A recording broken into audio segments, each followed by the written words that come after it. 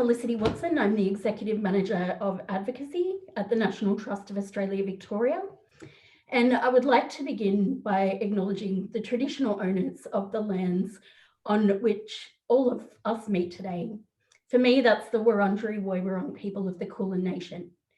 I pay my respects to elders past, present, and emerging. And I also acknowledge that all of the sites included in our World War II at Home project are on Aboriginal land. I would also like to thank all of you for joining us today and welcome National Trust board members, including Chairman Kristen Stegley and National Trust CEO Simon Ambrose, as well as representatives of the Victorian Government. Today, we're launching the World War II at Home website, supported by the Victorian Government as part of a statewide program to commemorate the 75th anniversary of the end of World War II. This project has been developed by the National Trust of Australia Victoria in association with the Centre for Architecture Victoria, Open House Melbourne. Today is the anniversary of Victory in the Pacific Day, one of the most momentous days in Australia's history. On this day, 75 years ago, Prime Minister Ben Chifley announced, "Fellow Australians, the war is over," confirming the end of a conflict which saw the loss of nearly 40,000 Australian lives and impacted the lives of all Australians. But the effects of the war didn't end on VP Day. The impacts on individuals, families, and communities, and the ripples of the social change and innovation that emerged from the war are still being felt today. This is what we're exploring through our World War II at Home program, focusing on 18 sites across Victoria, which embody our response to the war, our reflection on sacrifice, and the rejuvenation of the post-war period, which paved the way for modern Victoria. While there are many sites that haven't been included in the program, the types of places we discuss, from public pools to post-war housing, can be found right across our cities and towns, and we hope that every Victorian recognises their community in World War II at Home.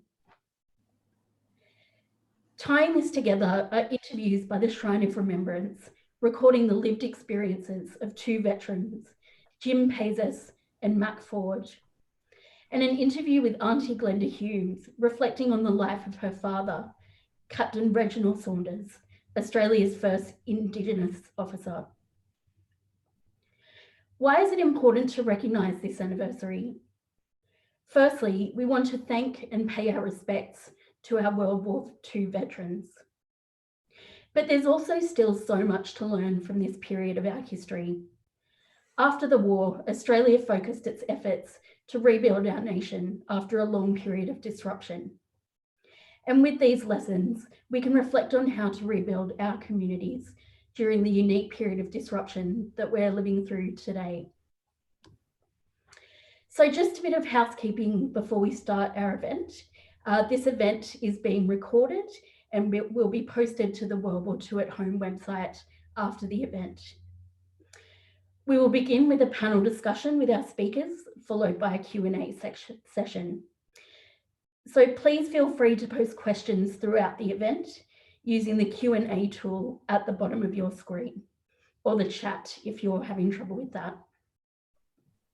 We'll be monitoring these throughout the event, and we'll put them to our speakers after our panel discussion. And now I have the pleasure of introducing our wonderful speakers.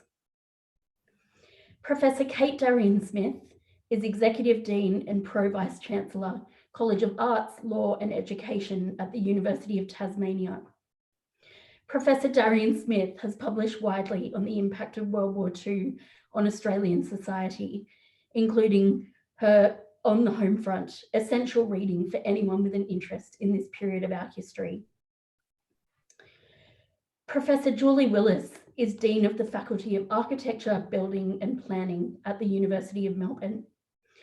She is an authority on the history of Australian architecture from 1890 to 1950 and has undertaken significant projects researching the development of modern hospital architecture in Australia, the importance of public building in community, civic and national identity, and architecture during wartime and its subsequent impact on practice and production.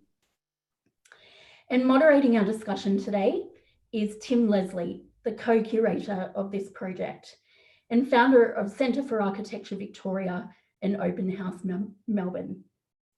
He is a fellow of the Australian Institute of Architects and has over 2 decades of experience working with some of Australia and the UK's leading architectural practices. Over to you, Tim.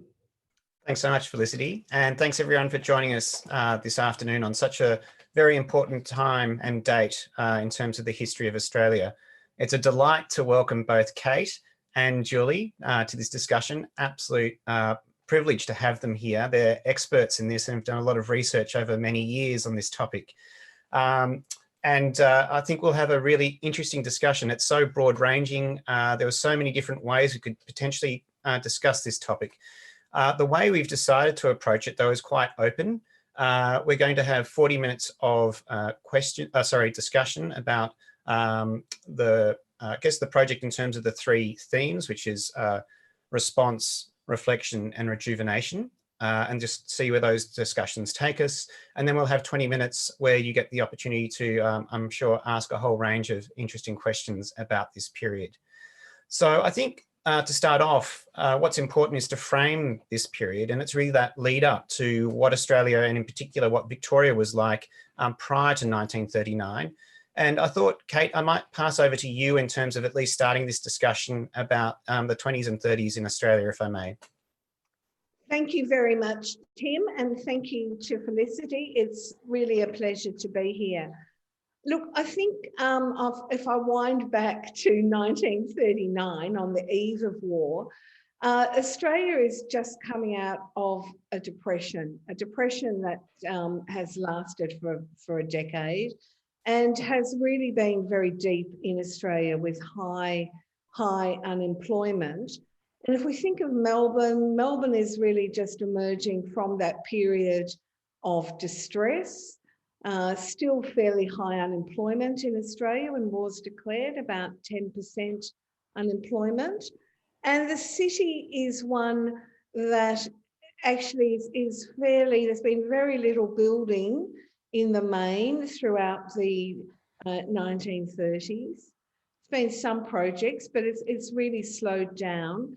And that period as well, the period just before the war, there has started to be more vigorous discussion, for instance, around urban living, such as, you know, slum conditions. What does this mean? Starting of a big push for slum abolition. So I suppose I think of it as a bit of a dormant city that's going to be woken up with the war. And I suppose the other point I'd make too is that the First World War is still very much alive in the sense that it's remembered. So it's really a 20-year period between both wars. And Julie, I mean, it wasn't like it was a fallow time in terms of architecture and the built environment. Can you give us a bit of a feeling of what Victoria and Melbourne was like in those, I guess, that lead up period? But then also, I guess the contrary component to that is, as Kate was talking about, it was actually, there's some slum conditions and some other aspects that we kind of forget about in today's society. Well, I mean, there were certainly atrocious living conditions in many of the inner suburbs in Melbourne, houses that had no running water or sewage and things like that, dire living conditions and a great deal of concern for how that could be addressed. Something, of course, that they were not really able to address in the interwar period.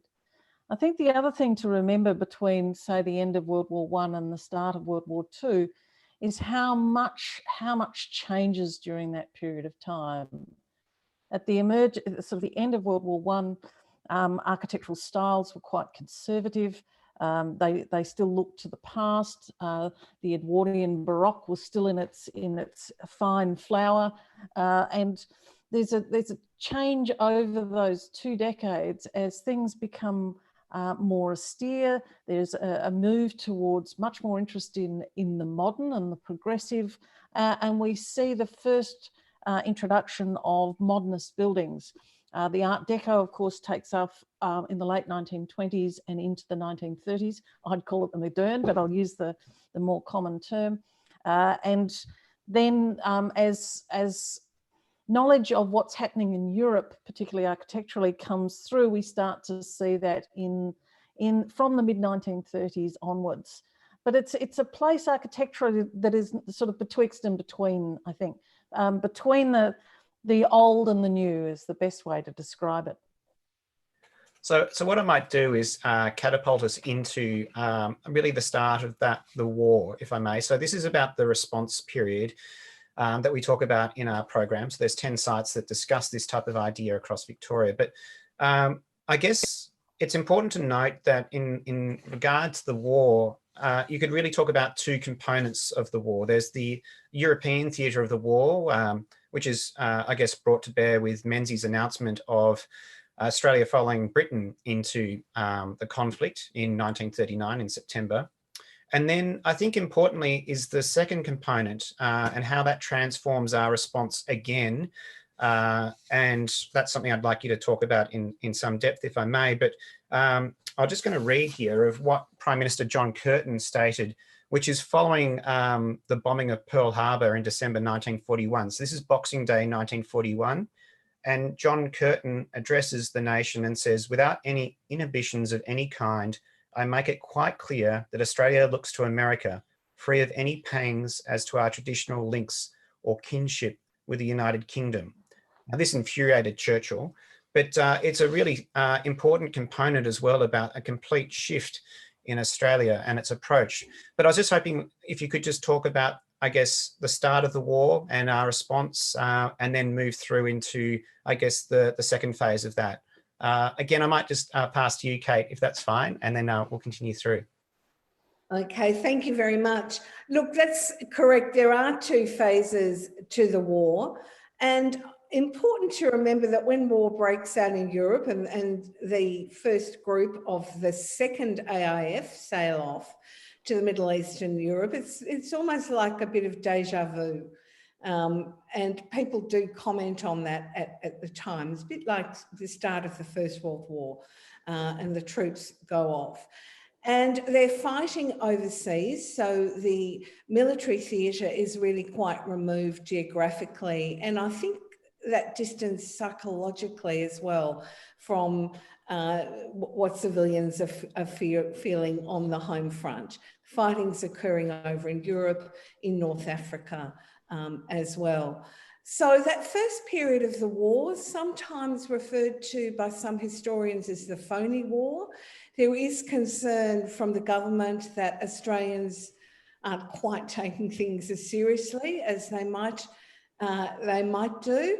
But there is also during that period quite a gearing up of industrialisation, for instance. The armament factories that are over in Footscray gear up. And, you know, Melbourne is really a very substantial industrial hub. So there's jobs in the factories. That first period, it's really gearing up for war. But it is the bombing of Pearl Harbor in December 1941 that brings about, in a sense, the real and immediate war for Australia. And it is the fighting in Japan and the Asia Pacific that really brings, if you like, war to Australia's footstep or home front, right to the home front. And it really does change, I think, the way Australians feel about the fighting. So you're quite right. Churchill wants to keep Australian troops over in Europe because Churchill and Roosevelt have already agreed it's going to be victory first in Europe. For them, that's the main theatre. Whereas Curtin, fairly newly in office, insists that the Australian troops come back to Australia. And I think, the real changes, 1942 is a very important year for what happens on the home front and particularly in Melbourne. And I think that really is a big shift in the war. But I'll stop at that point and hand over to Julie. Thanks, Kate. Look, Australia becomes this enormously important strategic position in this sort of newly globalised war when Japanese bomb Pearl Harbor, because of course it means the Americans are now engaged in war. Australia, as a very large southern landmass, is the logical place for the basing of troops to fight a war in the Pacific, and the Pacific Theatre of War, or the Southwest Pacific Theatre, SWAPA as it becomes known, is really a key part of World War II. The Americans work out that they can do an air bridge down to Australia, that is island hopping planes right across the Pacific to bring supplies and troops to be able to fight to the north in places like Guadalcanal and Guam, to fight the Japanese as they move down through places like Singapore and then into Papua New Guinea and so on. So looking to America is the logical answer for the Australians at this point in time, and the Americans are starting to look to Australia as a place from which they can base their fight. Melbourne particularly is very important in that, because it's the strategic fallback position if the Japanese actually invade the northern shores of Australia. There's the so-called Brisbane line, the line on which everything would withdraw back behind. That has really big implications for Australian architecture. As Kate has said, it brings the war to the home front, but it also means that Australia has to suddenly build a whole lot of infrastructure that becomes absolutely necessary. It has to build a very large number of air bases. It has to build storage sheds. It has to make sure that it can have suitable hospitals and be ready to take casualties and these kinds of things. Graving docks, that's a dry dock to service ships. These all become strategic and immediately needed as soon as we hit that 1941, 1942 time. And Australian architects actually rise to the occasion. We have an American engineers coming out. Sverdrup and Parcel arrive, soon followed by the US Army Corps of Engineers, who are there to build all of this infrastructure that's required. And we have Australian architects joining that effort quite early on. Osborne McCutcheon of Bates Martin McCutcheon becomes a key figure in that. Yeah, I found that really quite interesting in terms of the number of seminal architects that were involved. You've got Rob Youngkin and young Roy Simpson from Youngkin Freeman fame and so on, and in fact the impacts. But we might come back to that in a second. What I'm going to do is just go back to Kate about the US forces, I guess, coming through and landing in Australia in huge numbers in Victoria. As Julie says, the strategic importance of Melbourne in particular and Victoria in terms of, I guess, being the headquarters of the War Cabinet as well. So I guess all of the decisions about the war for Australia occur out of Melbourne, out of the Victorian barracks. The Prime Minister goes back and forth between Canberra to do that. But there's this huge influx of US troops into Melbourne. And can you give us a bit of a feeling for that? I know there's artists like Albert Tucker talk about this, paint in response to this, but it had quite a huge impact, both positive and I guess there was some negative components to that as well. Yeah, thanks, Tim. Look, across the Pacific War, roughly 1 million American servicemen, there are a very small number of women as well, but come through Australia. And as Julie said, Australia is the staging post for fighting in the Pacific.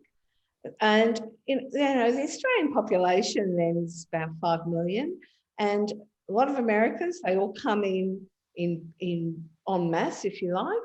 And I think that in certain parts of Australia, the impact is really felt very strongly. Later in the war in Queensland and in Brisbane, where MacArthur does take his headquarters, and then up in Townsville and over in places like Fremantle. But Melbourne is, for the reasons that you outlined, that's where the War Cabinet is. It's the initial headquarters of the Americans, who are directing all of the fighting in Pacific. So Douglas MacArthur is you know, he's number one at the top. And when he arrives in Melbourne in early 1942, people turn out in huge numbers. They cheer him, very excited to see the Americans coming, because they really are seen as saving Australia. You know, things are pretty tense in early 1942, particularly after the bombing of Darwin. A lot of anxiety across Australia, including in Melbourne, about what will happen. So the arrival of the Americans is a enormous impact for people in Melbourne. They've never really seen a foreign group, and for them, the Americans are seems quite foreign in many ways in those numbers. And you could say that the Americans take over the city. They set up camps in a lot of open parkland, particularly in Royal Park, which becomes Camp Pell. They take over a number of public facilities, including the new Melbourne Hospital, just newly built, goes straight to the Americans. They move in infrastructure, and the city really has to cope too with you know, suddenly thousands of American servicemen on leave and recreation, particularly on weekends, looking for things to do. And, you know, very different view of, I suppose, leisure and activity in that at that time. And there are obviously sorts of tensions that develop over public space, over the fraternisation between civilians, particularly civilian women and American servicemen. And I think in a very short period of time, a huge, I suppose, impact on Australian culture, because Australians now suddenly have to talk about why they're different from America. You know, why do they drink tea and Americans drink coffee? What are the different, you know, it's said often at a very, if you like, a very intimate and I suppose I was almost going to say trivial level, but it all adds up to a really quite a significant social change. Yeah, I found that amazing when I was reading your book about that, just the incredible transformation that it had on Melbourne. So I'd highly recommend anyone who's interested about this to read that book on the home front. It's just really enlightening. What I was going to do was go back to you briefly, Julie. Also when I was reading this, I was taken aback to find out just how much, for instance, Darwin was bombed. I think it was like something like 63 times. So we always hear about the bombing of Darwin, but it was extensive and prolonged. And so the US were really very, very significant in terms of the forces coming through, the rapid construction, as you talked about. Could you take us through a little bit more about the innovation and so on that had to happen in Victoria? I guess I know that you've got an interest particularly in the igloo and other types of hangers. And there's also the stick shed up on the upper west side of Victoria, which I think they're illustrative of necessity. But if you could just elaborate on that, perhaps. Well, one of the things that happens during wartime is that materials used for construction have got to go to the areas of most need. And if you're building a concrete, for instance, that needs to go to bunkers and to docks and areas that really, really need it. And that means other areas can't have those materials. So there were particular problems with the creation of large airplane hangars. The design that was eventually settled on, which was by Emile Brisset, who'd actually designed it for Singapore, but was had to come to Melbourne when the fall of Singapore, and then it was used across Australia. It was innovative because what it used was a timber structure, and a very large one, but using very short lengths of timber. What the Americans had assumed when they'd arrived, that we would have standard softwoods available. Australia doesn't really have large forests of softwoods necessarily at that time. What it has is a whole lot of eucalypt, and gum trees are not great. Well, they're good when they're dry to build with. They're not great when they're wet. So you can imagine what's happening. They need an enormous amount of building material really quickly. They don't have a lot to draw on. The eucalyptus forests are probably the best place of getting that material, but green eucalyptus timber warps and splits. You really need to leave it dry out. Kiln drying isn't a thing yet. So what they do, Brise's design for the igloo allows them to use short lengths of green timber, particularly hardwoods, to create these massive structures. The other advantage with them is that they can be built by anyone who could swing a hammer. They didn't need specialist construction knowledge, even though these are sophisticated bow box trusses that are then manoeuvred into place. There's a fabulous series of photographs that document this in the National Archives that show dollies being used to move these things around, and the template tables that they use to construct the trusses. So this is what they did. They created, seemingly from materials that were never used in this way, masses of amounts of infrastructure. The influence of the Americans is quite important too here, because they brought for the first time a really disciplined way in which these were specified and prefabricated. So, you know, the parcel would arrive for the building, and it would have every nail, every screw, every bolt, every piece of timber pre-cut, every sheet material, and then it could just be constructed without any, with a huge page of instructions constructed where it needed to be. Now, I'm mindful of time. Now, this is, I'm sure lots of people will want to talk about so many aspects of this project in greater detail, but I think what, in the interest of time and getting to some people's questions as well, what I might do is move on to this notion of reflection. And the reason that's of such interest is there is a transformation again in society in Australia about how we look to, I guess, commemorate, remember those who have fallen. Again, Kate, could I pass to you first to start talking about this perhaps change in Australian society about the idea of memorialisation, if that's a word? Yeah, look, memorialisation is evolving throughout the Second World War, and there's already plans to think, you know, start thinking about how that will occur post-war.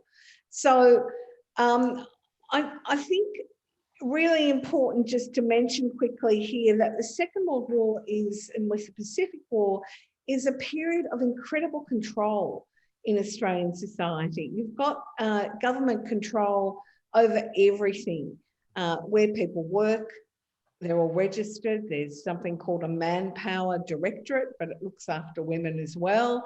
So employment's regulated, rationing's in, access to all sorts of goods and services is controlled. And I think you know, Australia's never been so highly regulated in every single aspect.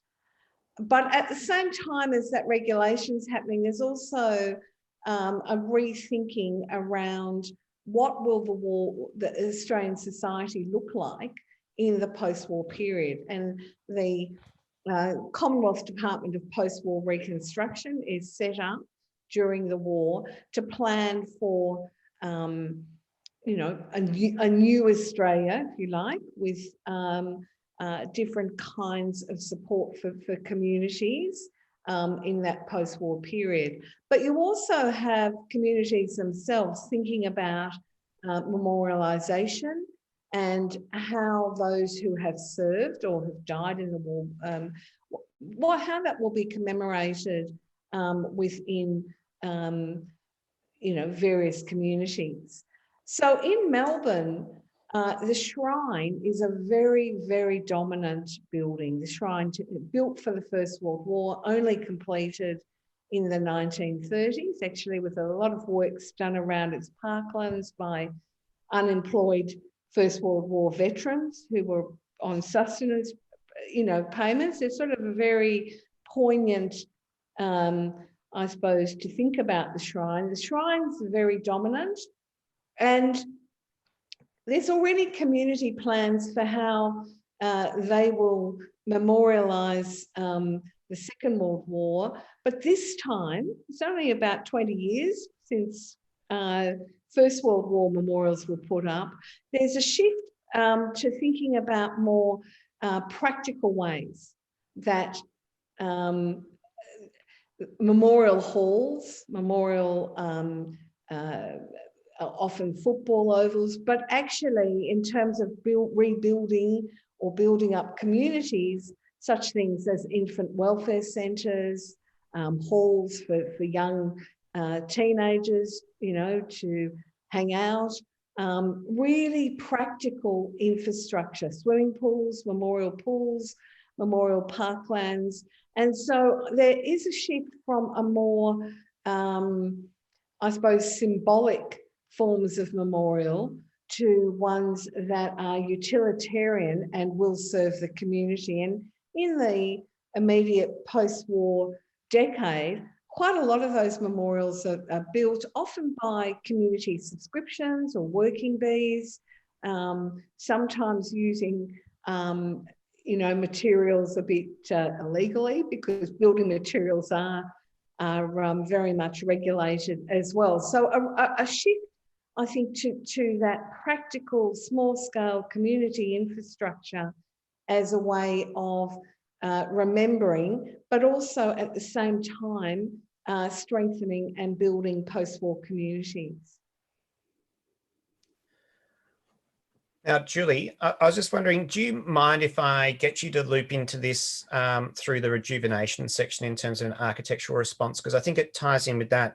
I'm just, again, conscious of time. I'm so sorry to do that. But I might pass to you for this question when I frame it, which is really about the, I guess, the notion of rejuvenation. And this, I guess, in the research that we've undertaken on this project, was the most exciting component of this, is that when people often think about the war and the impact of World War II, the thoughts are of those really, difficult conflicts such as the Kokoda Trail and so on, the loss of life, the prisoner of war. But in actual fact, those sacrifices and those battles did lead to incredible opportunity for Australian society. And what I wanted to discuss was this idea of, I guess, the watershed moment of modern Australia being born, if that's not too much of a leap, which I don't believe it is, having read some of these things. And the thing that struck me the most was really this overarching idea about populate or perish, which was really set up by government. Arthur Calwell was obviously a key component in terms of the immigration minister, but this idea that we had to look at internal population growth, but also that to be able to protect our shores, we had to actually bring population into Australia. And that then leads to this transformation across all aspects of Australian society. So Julie, would you be able to take up this thread?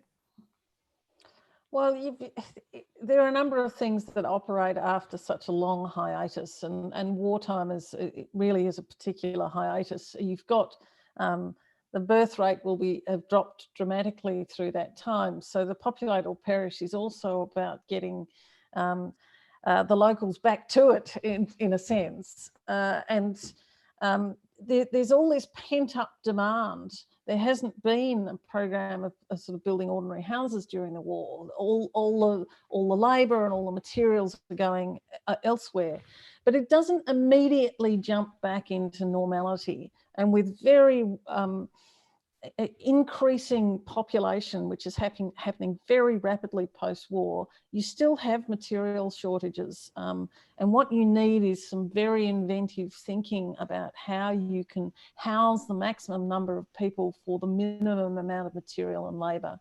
So we see a great deal of emphasis at that time on using materials as smartly as possible. New materials start to be used. And there's also a focus on do-it-yourself, where people are sort of enabled to build their own houses.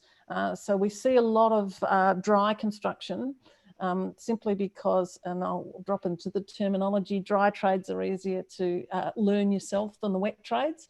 Wet trades being things like bricklaying. And bricks, of course, are being used for major projects such as hospitals. So they are very, very difficult to come by. So we see an effort to try and house this population, the young couples that are just sort of starting their lives out together, and an incredible spread across suburbia. The city boundaries start to grow quite dramatically. And the idea that you can have your own house, but there's a really good chance you're going to build it to a plan that might have been put in newspaper out of the minimum materials. And this has the effect of really pushing modernism in Australia. It becomes this thing of necessity, using materials simply and cleverly to reach the best outcomes that you can get. And we see a lot of invention coming out of this period of time from our architects, who are also taking the lessons from wartime and from those US Army Corps of Engineers into their practices. Kate, would you also like to talk a little bit about this social component in terms of, I guess, lifestyle of the citizens following the war?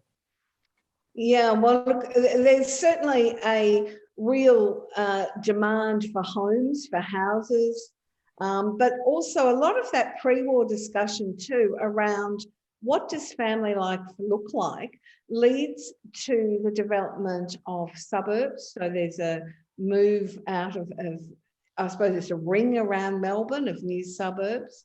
A lot of discussion too, and this was perhaps really brought about by American influences about what a modern home looks like. People want, you know, white goods and refrigerators, and these are very exciting for many people at the time.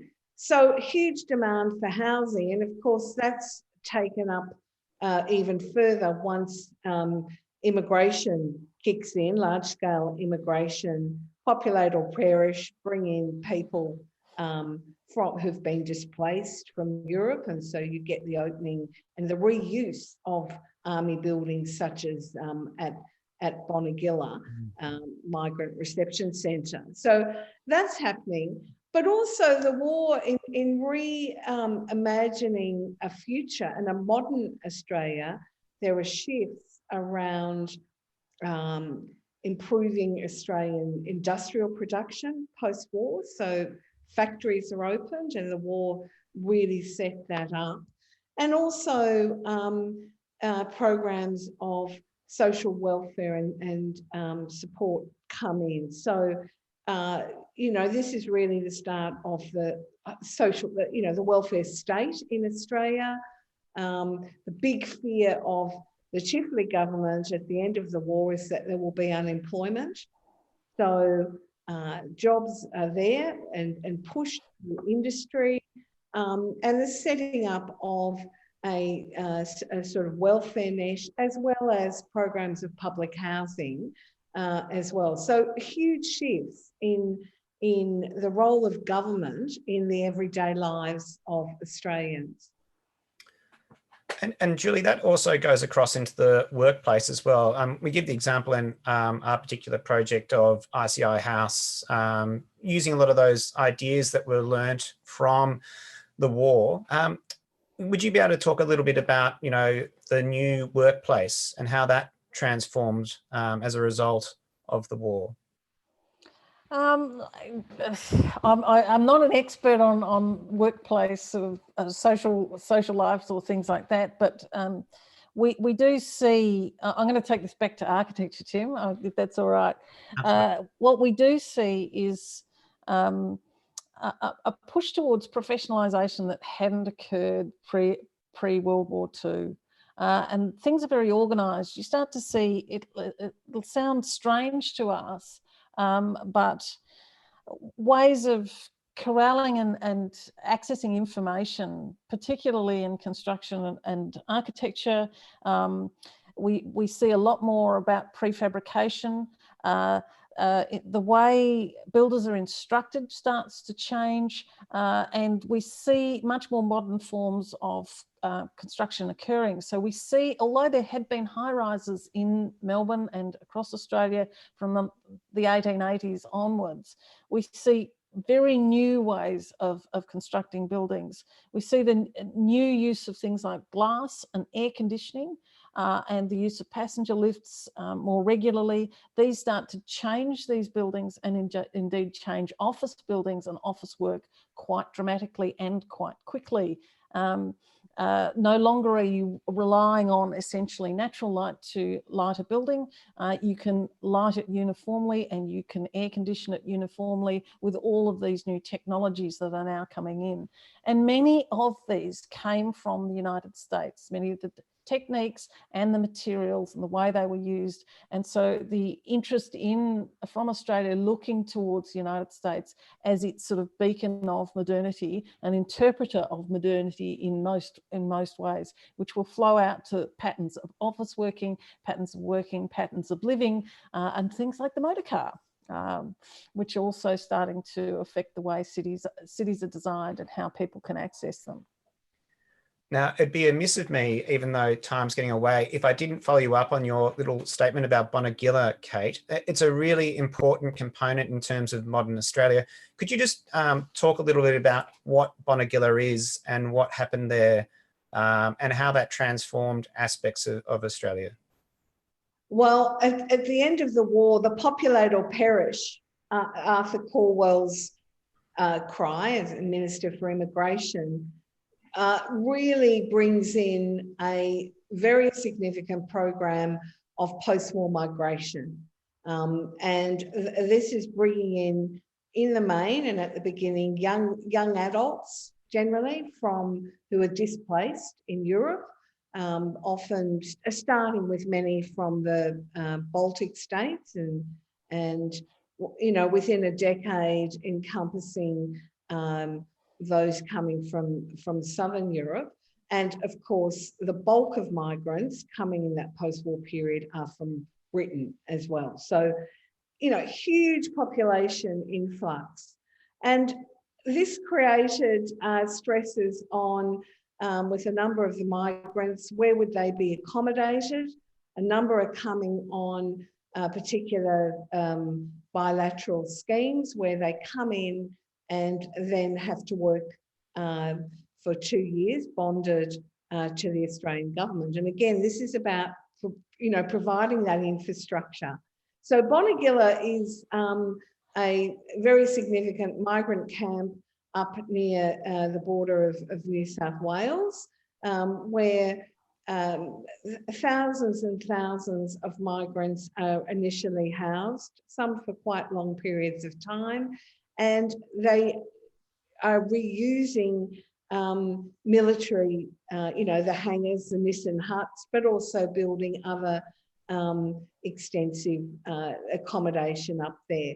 So a very important place, but there's many other migrant centres throughout Australia. And I suppose it's really the migrants in the 50s and the 60s who are working in the factories, building the big projects such as Snowy River, the hydro schemes and so on, and are providing the oomph, if you like, for the industrialisation at a time when Australia is a significant manufacturing economy, as well as still exporting its primary products. So, migration is a very important, and of course, a number of ideas come with migrants, including around lifestyles, coffee, food, but also architecture and housing as well. So what I might do is move to, I guess, some parallels, if I may, and with today's, I guess, predicament, just in the last 5 minutes before we go to questions. I think there is some hope and parallels you can make with the massive disruption that happened with World War II and indeed the disruption we're seeing across Australia and across the globe at the moment with COVID. When I've been reading through it, I've been picking them up, but maybe that's just because my antenna for such things has been heightened. But I was just hoping you might be able to talk about some of the things you saw in terms of key decision-making that happened in that early post-war reconstruction period, and if there's any potential parallels with what might happen, I guess, with COVID. I mean, one of the things for me that I just want to do a plug is for Howard Florey being the Australian Nobel laureate who came up with penicillin in terms of mass production and absolutely transformed the war in another sense. But it's just some of those, I guess, more those different threads that could be of relevance to us today. I might go to you first, Julie, sorry. Well, look, there's no doubt that at times when we have constrained times, whatever the way the constraint comes about, wartime or depression, we see significant changes in society, in aesthetics and those kinds of things coming on. Exigencies, needs, pressures bring innovation. So the chances are, yes, pandemic will bring innovation, but it isn't quite like wartime and it isn't quite like the depressions we've had in the past. I'm not sure we're going to see the same level of innovation in architecture as we had in times gone by. The Spanish flu, for instance, didn't necessarily bring architectural innovation. But World War I and World War II did. Now, the flu, of course, was on the back of World War I. It's a bit hard to pick it out by itself, but it didn't necessarily change hospital practices, for instance. So I'm going to say yes and no. The innovation, yes, we will see innovations that come simply because we need to do that. But whether the time is long enough to really change some things that we think of as sort of in a continuum, time will tell. Sure will. Kate. Look, I'm a little bit of a yes and no as well. But I do think that there are, times of uncertainty do lead to a reimagining of what society could be. And we've seen a lot of discussion over the last few months about community, about family, about caring for others in ways that I think are a little bit different than before the pandemic. So I think ideas about community really, and they were very prominent in World War II, though in a very, it's a different historical context. I suppose there are some parallels, though, about government intervention and government control, so that, a curfew in Melbourne, for instance, there were curfews during World War II, though again, not quite the same way. And, how government might step in and do things that would be unimaginable, such as supporting childcare and so on. We've seen some of that happen. But I suppose just to finish up on that, I do think that one thing that both world wars did in Australia and indeed in other places was they really did show some generational differences. The Second World War, it's the younger people are in the main travelling, fighting, their lives are disrupted.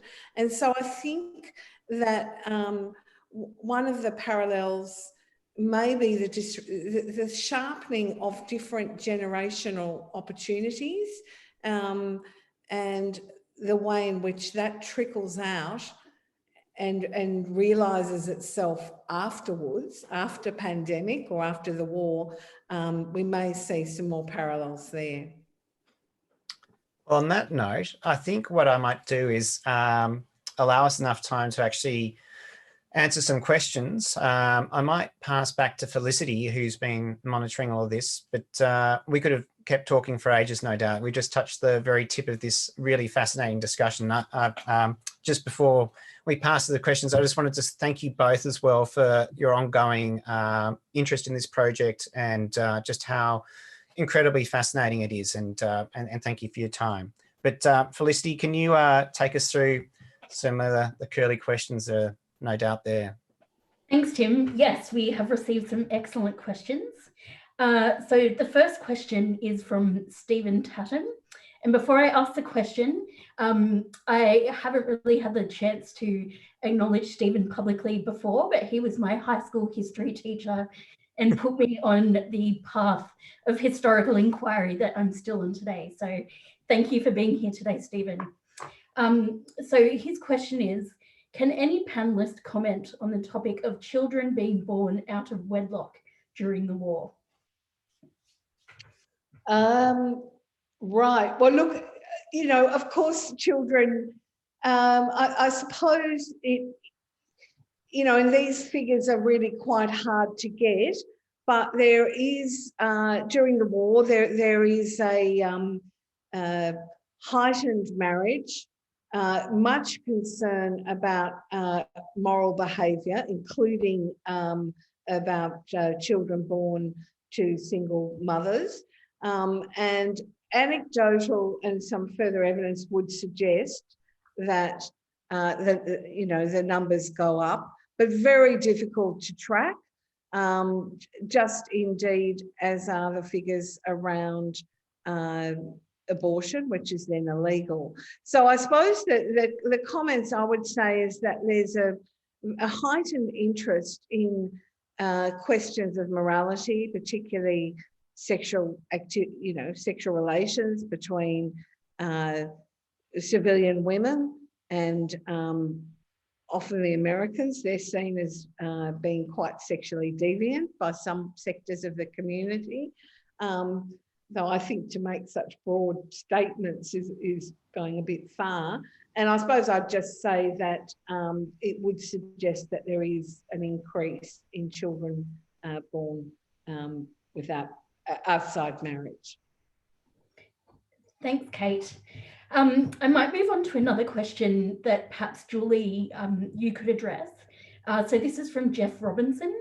He says, what were the impacts of the shortages resulting from the war on innovation in architecture in the late 1940s and 50s? And I'm just going to add a follow-on question as well from Paul Rosa about material shortages. And he asks, to what extent was concrete used post-war in Australia?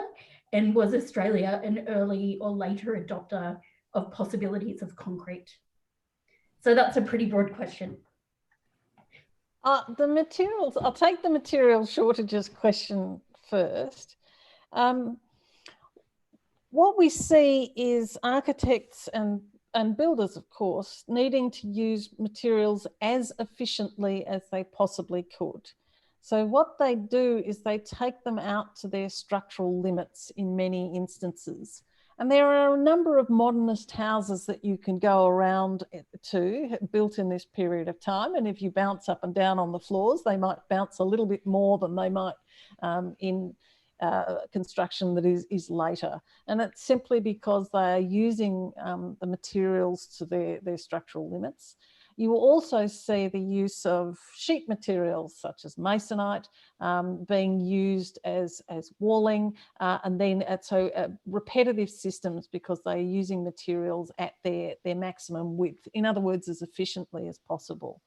You do see things like trusses being used much more, and they're materially efficient. You get a lot of structure for not a lot of material. And things like that being translated into, say, the Melbourne Olympic swimming pool, where it's a giant truss structure, the box truss in which the pool sits in, so that, again, there's influence coming through. So we see structural innovation coming through. We see inventive use of materials and the very efficient use of materials in the late 1940s and early 1950s. You do have cases like the Babel building at the University of Melbourne, which was meant to be a brick building, built entirely in concrete, waiting for the bricks to come. And eventually it is clad in brick. So it's not actually, well, it is a brick veneer building, but its core is concrete. The concrete question is a very difficult one to answer because there are concrete houses that are built in Australia well before World War II and experimentations in concrete that are going. And I refer you to Miles Lewis's book, 100 Years of Concrete, to really understand the impact of concrete in Australia. But concrete is used increasingly in post-war buildings. We see it being used for high-rise buildings, for civic infrastructure, hospitals, and those kinds of things. It's generally available for those projects as a priority rather than other projects. So schools, for instance, are developed to not use a lot of concrete construction, but to use lightweight construction because that can be more easily accessed. So again, the material shortages are still playing in that space a bit, although concrete becomes much more available once the immediate needs of the war are over. Thank you, Julie. Moving back to the period during the war, Tan Johnston has asked, you mentioned efforts on the home front. Can you offer any reflections on artists' responses? For example, Private Albert Tucker's series, Images of Modern Evil. Kate? Yeah, look, I can. And I actually had the privilege of visiting Albert Tucker in his studio and talking to him about some of those images in the late 1980s, so a long time ago now. But look, I think coming back to a point that was made earlier about war having an impact on innovation, certainly in terms of art, there is really some very interesting art and very experimental art that comes out of the war, where people like John Percival, Albert Tucker would be probably the best known of the group, do paint from what they say they see around them. And a number of Tucker's images are of, I suppose, a world that shifted. There's the dark colours of the brownout or the dimmed out lights during wartime Melbourne. And one of his most famous images, Victory Girls, shows American and Australian servicemen and young women dressed in sort of red, white and blue streamer skirts. And it's really quite, I suppose, iconic of the war. And Tucker has talked about, to me and to others, about how he did paint the images from what he saw around him. You know, young girls dressed up out meeting American servicemen, but also of, I suppose, a topsy-turvy world as well. So I think some of the artwork that does come out of the war is really obviously very important in the history of Australian art, but is responding to such an aberrant time and feelings of great uncertainty. You also, I think, didn't he spend some time in the hospital being one of the art illustrators? And I think there's one component about a soldier that he saw with some face disfiguration that had very, very deep traumatic impact on Tucker, from what I could understand as well. So I think that also led on to a range of his works.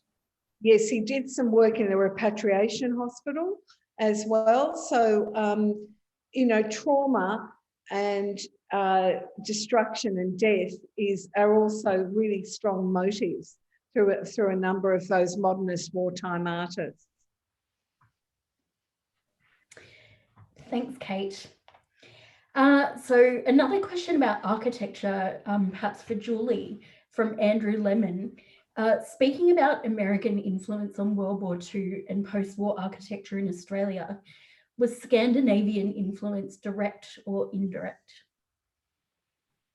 That's a complex question to answer. There were certainly architects who had been active or who were very active post-World War II who had direct experience of Scandinavian architecture. So I think particularly of Arthur Stevenson, but Tom O'Mahony, Mary Turner Shaw had been to these kinds of places and were voraciously consuming the furniture, the design and interest in Scandinavian architecture. But there will have been, there was a lot of direct consumption of American architecture as well. Many architects who had travelled there and they are receiving, as always, a large amount of the architectural press coming from those places as well. Australian architects have always consumed a very large amount of international architectural press, whether it's through magazines or journals or even books. And so this was going on post-World War II. But the American influence is particularly in terms of the visioning of the city and that kind of work life. Home life, I think, was more complex as to where its influences are coming. And there is a fair degree or a nascent growing of a sense of what an Australian life is. And we see, of course, the influence, we start to see the influence of some Indigenous arts crafts coming into Australian homes, albeit in a very sort of it's an appropriation and it's not necessarily a sensitive one at all, but we do see this sense of Australian starting to come through, which is a mix of various influences. Thanks, Julie. Now, another question for Kate from Judith Smart. Well, she has two questions or two things that she is wanting to raise. The first is about the impact of war on perpetuating Melbourne as the effective capital of Australia and delaying the emergence of Canberra as the national focus. And then the second question is about the roles of women and women's organisations in Melbourne during the war itself and in the agenda for post-war reconstruction, a topic that probably deserves its own panel session. Terrific questions, Judith, and I'll just try and answer very briefly. Look, you know, I think the first question about perpetuating Melbourne as the capital, I think it's a really interesting question because a short answer in my mind would be yes. And I suppose that, you know, we've already mentioned how war cabinet, there's a war cabinet room, Victoria Barracks, that's where MacArthur goes. But Canberra is also gaining in importance. And I think, you know, if it's perpetuating it, it's fairly briefly. You know, travel restrictions also play into that, other kinds of restrictions during the war. The second question about women's organisations, very big, very complicated question, but certainly gender relations and the activities of women in the public sphere, including in the world of work, where they're working in a number of jobs that were pre-war considered men's work, but also in the planning for what home life would look like is, you know, women's organisations have a fairly big role, and I think it is significant about the increasing number of women's voices around what a rebuilt, if you like, and a new Australia will look like. But look, a very complicated question because women's organisations are big and diverse. Judith has done a lot of work on this herself, but a very, very interesting one, and one that I think really does deserve further research and further discussion. Thanks, Kate. Someone has also raised one in particular, which is the Victorian Women's Land Army. Are you able to tell us about that? The Victorian Women's Land Army, well, actually it's the Victorian branch of the Australian Women's Land Army, recruits women to go and fulfill jobs on the land, because during the war there's a huge demand for rural production, food, vegetables, crops, so on. But there's also a great shortage of rural labour, not least because young men are going into the military, but also there's a drift to the cities to work in the factory jobs. So women are conscripted, if you like, not forcibly, but there is and asked to go and fulfill some of those jobs. And groups of women do go out to the farms for the first time. That had happened in Australia, and do a lot of rural work. Quite a number of them end up staying on the land. Some of them were had regional backgrounds beforehand, but it is an example of the way that women step up into not just women's auxiliary branches, as they're called, of the Navy, Army and Air Force, but also into working in the agricultural workforce. Thanks, Kate. So I might just go with one last question. Unfortunately, we won't be able to get to all of the questions today, but we do encourage people to have a look at the website and do further research on these various topics.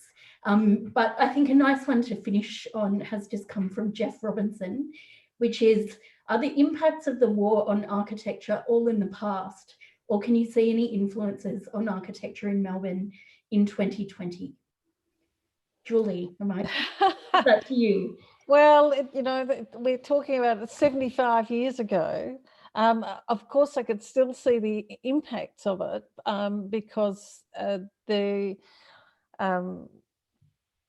we still have those buildings from that period of time. Look, I do think there is impact. We can't underestimate the influence on architectural practice that the Americans had as they came in for World War II to set up the bases here. They really transformed the way architects practiced. It moved from a gentleman's profession to a fully professionalised service pretty much over that wartime period. And indeed, Osborne McCutcheon, who I mentioned before, took it upon himself to educate his fellow architects as to how to do these new practices. We see a very professional set of firms who are highly organised. It's often the things that, it's not the buildings that you see, it's the way the buildings are brought about, that the influence is still very much there from World War II.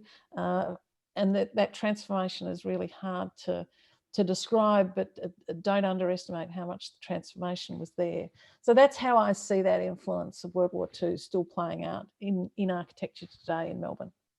Could I just make a quick comment as well to Jeff's question, probably back towards his industry, which is obviously an influence on sustainability. But I think the other thing that I found quite amazing was after the war was the idea that the supply chains in Australia, due to manufacturing, were under strain through power, lack of power.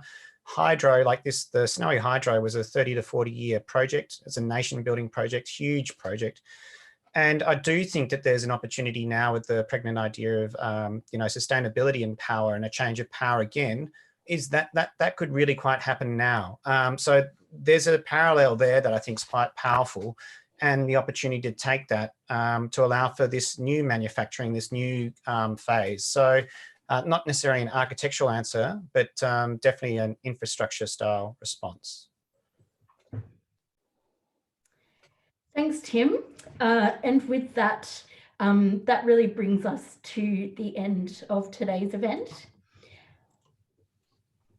So I just want to share with you the URL of our website where you can find out more information about this project.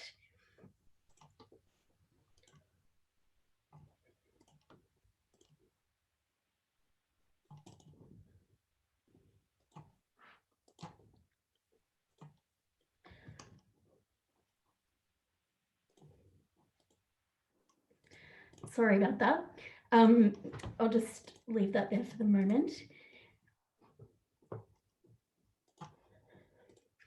So I'd like to thank again our wonderful speakers, Julie Willis and Kate Darian-Smith, and also Tim Leslie, our moderator. It feels strange to not be able to have a round of applause at the end of an event for our speakers, but we are so grateful for their involvement in today's event during a time that is extremely busy and very challenging. So thank you to Julie and Kate, and also to Tim. I'd also like to thank my colleagues Freya Keem and Georgina Crosling for their tireless work on this project and for organising today's event. And to also thank the Veterans Branch at the Department of Premier and Cabinet for your support of this project. And I hope that all of you that have joined us today enjoy exploring World War II at home and the Victorian Government's other 75th anniversary programs. So thank you for joining us today.